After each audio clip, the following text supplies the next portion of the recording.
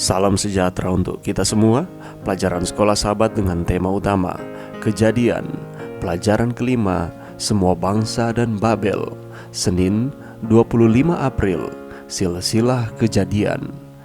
Informasi kronologis tentang usia Nuh membuat kita menyadari bahwa Nuh berfungsi sebagai penghubung antara peradaban sebelum air bah dan pasca air bah.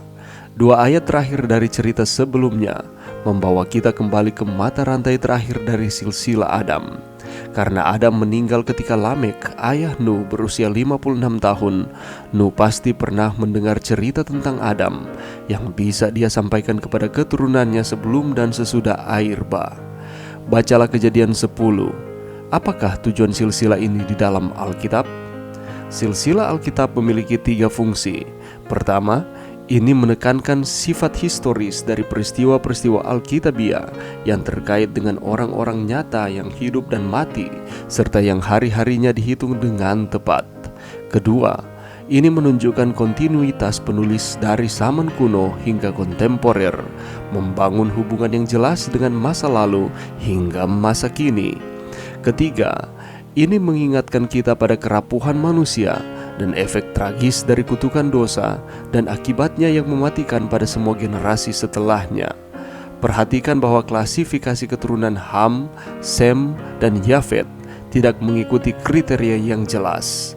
Ke-70 bangsa itu menggambarkan 70 anggota keluarga Yakub dan 70 tua-tua Israel di padang gurun. Gagasan tentang korespondensi antara 70 bangsa dan 70 tua-tua menyarankan misi Israel terhadap bangsa-bangsa. Ketika Sang Maha Tinggi membagi-bagikan milik pusaka kepada bangsa-bangsa, ketika ia memisah-misah anak-anak manusia, maka ia menetapkan wilayah bangsa-bangsa menurut bilangan anak-anak Israel. Sejalan dengan itu, Yesus mengutus 70 murid untuk menginjili bangsa-bangsa.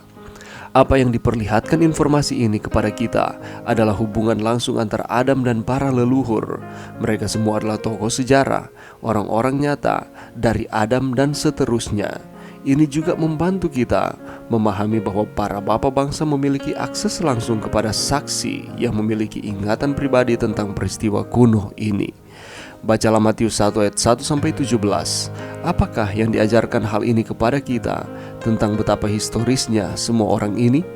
Mengapakah mengetahui dan percaya bahwa mereka adalah orang yang nyata penting bagi iman kita? Pelajaran yang bisa kita dapatkan pada saat ini. Kalau kita melihat di dalam pelajaran pada saat ini berbicara mengenai universalitas dan kekhususan. Hubungan antara pandangan kekhususan dan universal ini merupakan karakteristik pandangan Alkitab. Tidak seperti cara pandang orang Yunani yang mempromosikan ide mengenai akses langsung kepada kebenaran mutlak.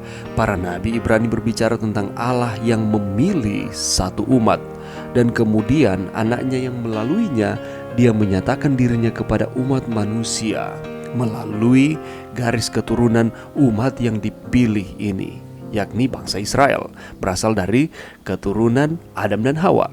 Salah satu ilustrasi cara berpikir Alkitabiah diterapkan dalam angka 70.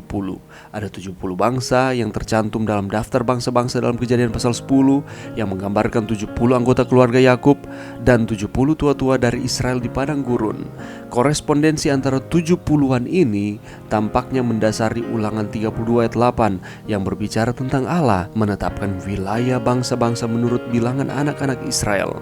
Sama halnya ada 70 bangsa, demikian juga ada 70 bahasa menurut tradisi Yahudi. Dalam perjanjian baru, Yesus mengutus 70 murid untuk menginjil ke seluruh dunia. Silsilah Nuh sebagai bapa segala bangsa di bumi mewujudkan penggenapan berkat dan janji Allah kepadanya, berkembang biak dan bertambah banyak. Berkat dan janji ini juga terikat dengan janji dan berkat mula-mula yang diberikan kepada Adam pada waktu penciptaan. Tuhan segala bangsa, pencipta dunia, dan Allah Israel adalah Tuhan yang sama. Dan pandangan ini memiliki 2 implikasi teologis yang penting. Yang pertama, ini berarti bahwa Tuhan mempengaruhi sejarah. Tuhan juga hadir di antara bangsa-bangsa. Yang kedua, itu berarti bahwa keselamatan bangsa-bangsa juga tergantung pada kesaksian pertobatan Israel. Berkat bagi bangsa-bangsa akan diwujudkan hanya melalui Israel, karena hanya Allah Israel yang adalah Allah yang benar.